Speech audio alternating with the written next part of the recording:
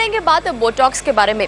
अगर आप ये सोच रहे हैं कि इसका इस्तेमाल सिर्फ आपको यंग दिखाने के लिए होता था तो यहाँ पर आप गलत हैं। जी हाँ, अगर आपको पसीना बहुत ज़्यादा आता है या फिर आपको शिकायत है माइग्रेन की, तो भी आप इस्तेमाल करके बोटॉक्स का अपनी शिकायत को हमेशा के लिए दूर कर सकते हैं। ये कैसे पॉसिबल है, इसके बारे में जान लीजिए हमारी इस रिपोर्ट में।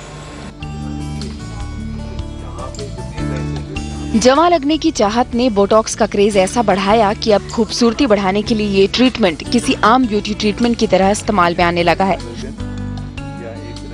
बोटॉक्स में मसल्स को पैरालाइज करने की कैपेसिटी है, जिसकी मदद से आंखों के आसपास की झुर्रियां, त्वचा की कसावट और आईब्रो की शेप को भी सुधारा जा सकता है, यानी कि चंद मिनटों में एक बेहतर लुक की ख्वाहिश रखने वालों का फेवरेट ऑप्शन। जिन जगहों पे ये यूजफुल है वो अपर थर्ड में, जो चेहरे का ऊपरी भाग है, उसमें जैसे ये फ्राउन लाइंस हैं या ये वरी लाइंस हैं या इधर क्रोज फीट हैं या बनी लाइंस जिन्हें कहते हैं वो होती हैं, इन सबको रिलैक्स करने में और चेहरे को एक बहुत ही शांत और रिलैक्स्ड और फ्रेश लुक देने में कामयाब रहता है। लोअर फेस में भी कई टेंशन यहाँ पे आती हैं, या चेहरा जो है चौड़ा हो गया है, यहाँ पे जो है मसल्स ज़्यादा बहुत चौड़ी लग रही हैं, उस सबको भी सही अनुपात में लाने के लिए, प्रोपोर्शन में लाने के लिए बहुत लाभकारी सिद्ध हुआ है ये।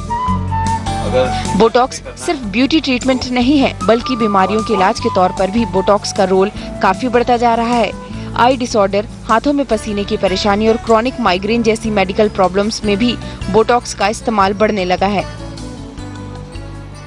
ब्लेफरोस्पाज्म कहते हैं, जैसे कई लोगों को आपने देखा होगा कि आईज के मूवमेंट्स जो हैं वो स्पाज्मेटिक होते हैं, बीच में रिंगल करते रहते हैं, या सर्वाइकल डिस्टोनिया हो गया, नेक के लिए जो किसी को मसल स्पाज्म आ जाते हैं, या सेरेब्रल पैल्सी आपने सुना होगा बच्चों में होती है, या स्पास्टिसिटी हो जाती है। तो ऐसे चीज़ें जिनमें मसल का स्पाज्म बढ़ जाता है, वहाँ पे हम लोग बोटॉक्स का यूज़ धीरे धीरे करके बढ़ाते जा रहे हैं। विशेषज्ञों का मानना है कि हर किसी को बोटॉक्स कराने की जरूरत नहीं है और न ही बोटॉक्स से घबराने की। ये एक आसान प्रक्रिया है जिसका असर हफ्ते भर में दिखने लगता है। हालांकि इसे कराने के बाद लोगों को खास एहतियात बरतने की जरूरत है। ब्लड थिनर पे हैं, जैसे एस्पिरिन है, तो थोड़ी सी ब्लीडिंग हो सकती है। बाद के लिए ज़रूर कुछ एहतियात ज़रूरी है, जैसे कि चेहरे को ज़्यादा रब नहीं करना, फेशियल नहीं करवाना एक हफ्ते तक, ना ही फेस की मसाज करवानी, जिस भी एरिया में हुआ है वहाँ मसाज नहीं करवानी है एक हफ्ते तक। ये काफ़ी ज़रूरी है। बोटॉक्स का जरूरत से ज्यादा इस्तेमाल करने पर muscle weakness, facial pen, heart burn, hypertension और सोर थ्रोट जैसे साइड इफेक्ट्स हो सकते हैं।